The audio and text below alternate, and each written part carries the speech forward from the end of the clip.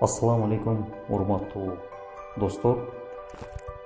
Араб тилине саякат аттуу долбоорубузда ошо араб тили жөнүндө кичине бир маалымат берип, сөз айткым келди.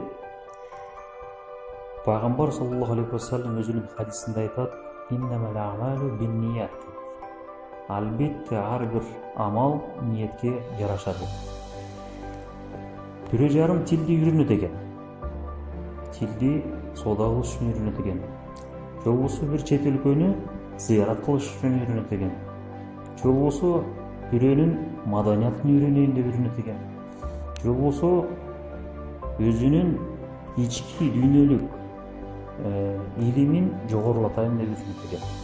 Андыктан урматтуу достор, биз сиздер менен ар бирибиз ошо тилди үйрөнүп атканда ошол максатыбызды коюбуз экен.